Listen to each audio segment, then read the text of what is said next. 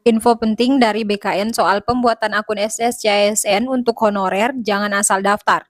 Namun sebelum itu jangan lupa untuk subscribe ya teman-teman, karena untuk channel ini akan memberikan informasi tentang pendidikan P3K dan CPNS 2024.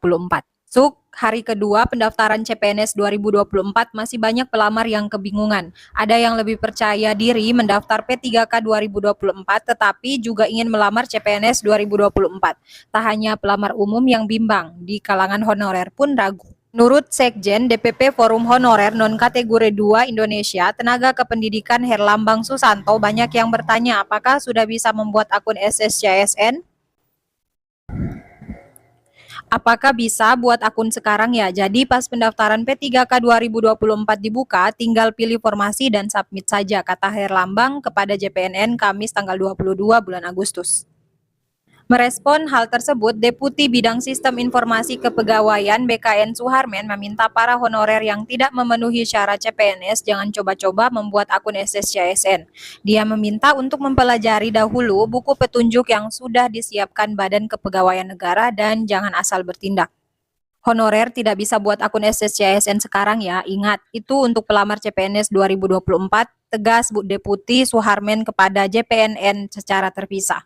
Dia menambahkan, bila para honorer yang mendaftar sekarang berarti dianggap melamar CPNS, sebab akun SSCSN-nya untuk CPNS. Namun harus diingat bagi honorer yang sudah mendaftar CPNS maka mereka tidak bisa lagi mendaftar P3K karena NIK-nya akan terkunci. Honorer dan pelamar umum hanya boleh memilih satu CPNS atau P3K tegasnya. Honorer dan pelamar umum hanya boleh memilih satu CPNS ataupun P3K. Deputi Suharmen juga meminta bagi pelamar yang ingin mendaftar CPNS jangan kesusu. Pendaftaran CPNS 2024 berlangsung hingga 6 September, sehingga ada waktu untuk mencermati persyaratan dan formasi jabatan yang tersedia. Dia menjelaskan pelamar CSN 2024 baik honorer maupun lulusan fresh graduate harus berhati-hati sebelum memutuskan mendaftar, jangan sampai merugikan diri sendiri. Dia menegaskan dalam pendaftaran CSN 2024 berlaku sistem gugur, artinya ketika pelamar sudah mendaftar misalnya CPNS tidak bisa ikut pendaftaran P3K 2024. Pelamar jangan coba-coba bermain dua kaki, sebab ketika sudah mendaftar CPNS 2024 dan kemudian mendaftar P3K, maka otomatis peserta akan gugur dengan sendirinya. Ingat, satu pelamar hanya bisa mendaftar satu pengadaan ASN, yaitu CPNS atau P3K, satu instansi, satu jabatan, tidak bisa lebih dari itu, tegasnya. Katakan mendaftarkan lanjutnya, jika seorang pelamar sudah menentukan pilihan dan melakukan submit, serta mencetak kartu peserta ujian.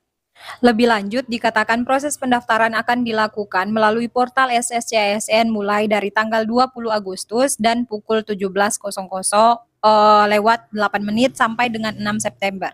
Adapun informasi ketersediaan, formasi dan keterangan jabatan yang dibuka termasuk detail job desk serta kisaran penghasilan atau gaji akan tersedia di portal SSCSN pada kolom menu pencarian informasi. Untuk daftar lowongan kuota formasi per instansi pemerintah, kementerian, lembaga, ataupun daerah akan diumumkan oleh masing-masing instansi secara bertahap dan dapat dicek pada menu pencarian informasi secara berkala. Jadi, selain mengecek lowongan formasi melalui kanal penerimaan CPNS 2024 di masing-masing instansi, pelamar juga bisa melihat keterangan formasi jabatan yang akan dilamar pada menu pencarian informasi tentang detail formasi di portal SSCSN BKN terangnya. Lalu, ini adalah link untuk SSCSN umum, https://2-2 sscsn.bkn.go.id. Untuk yang Papua itu ada PPDB atau apa seperti itu, pokoknya ada P-nya duluan di sscsn.bkn.go.id. Itu bukan untuk yang umum ya. Nah, ini adalah cara untuk sukses membuat akun di SSCSN umum ya Bapak Ibu. Diperhatikan baik-baik supaya tidak salah, nanti supaya tidak bertanya-tanya lagi di kolom komentar. Oke, yang pertama adalah mengklik buat akun ya tentunya, lalu mengisi nomor KTP, NIK, dan juga nomor kartu keluarga, nama lengkap sesuai di KTP. Kalau misalnya KTP-nya memakai gelar, silahkan dipakai. Jika tidak, tidak usah dipakai. Setelah nama lengkap di sini sudah diisi, tempat tanggal lahir sesuai KTP, tanggal lahir sesuai KTP, lalu kabupaten kota tempat KTP diterbitkan ya Bapak Ibu. Lalu nomor handphone yang aktif, jangan masukkan yang tidak aktif, email juga yang aktif yang ada di handphone Bapak Ibu, dan juga tulis captcha yang ada yang tertera di layar Bapak Ibu. Oke, lanjut.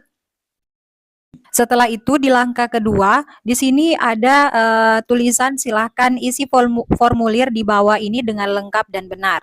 Dan juga bisa diperhatikan di sini ada tulisan merah. Perhatikan nama, tempat, dan tanggal lahir dengan harus sesuai dengan ijazah yang digunakan dalam pendaftaran CASN ya Bapak Ibu. Oke, nah di sini tadi kan kita sudah mengisi nik, nama, nomor handphone, email, dan juga nama tanpa gelar dan tempat tanggal lahir sesuai KTP. Setelah nama itu di sini ada kabupaten kota ya. Kabupaten kotanya dilihat di ijazahnya. Kalau misalnya ijazahnya ditulis Banggai, tulis juga Banggai di situ. Lalu tanggal lahir sesuai ijazah. Tadi kan tanggal lahir sesuai KTP ini ya.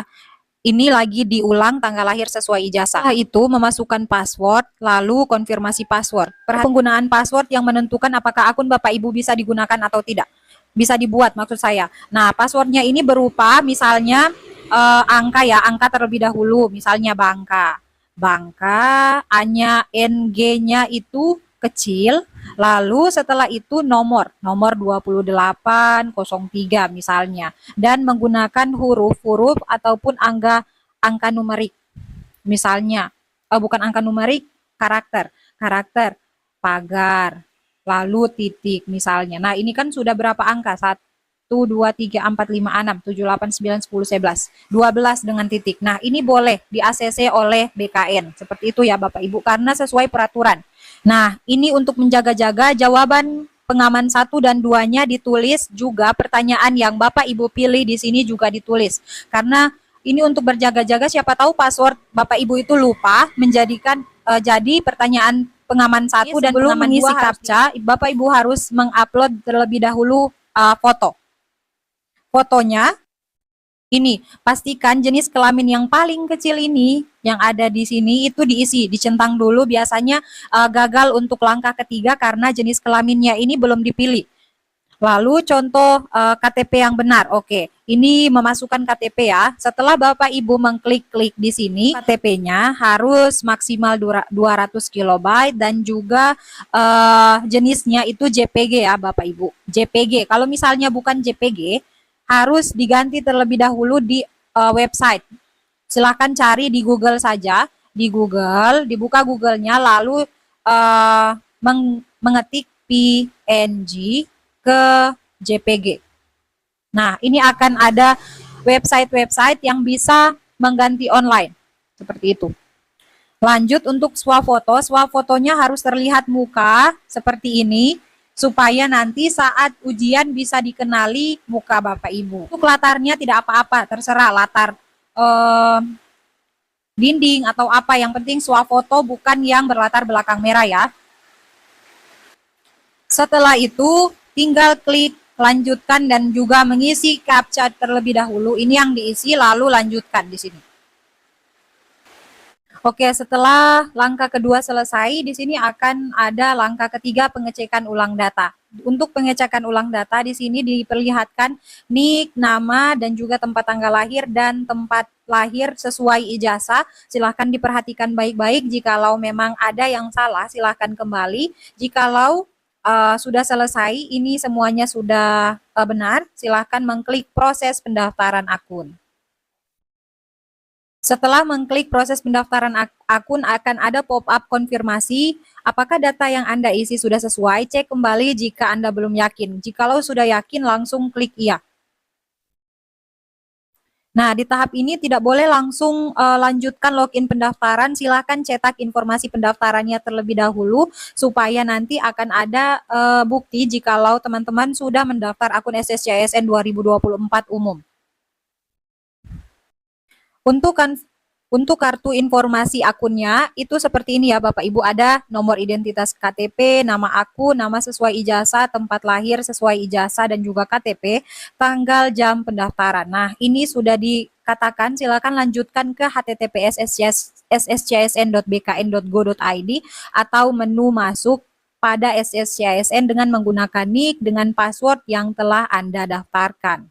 Nah, ini jikalau sudah seperti ini Bapak Ibu sudah bisa mendaftar di CPNS 2024, tinggal memilih formasi dan juga memasukkan dokumen-dokumen yang disyaratkan oleh instansi yang membuka formasi CPNS 2024. Untuk akun SSCASN Papua dan juga SSCASN Papua itu berbeda domain.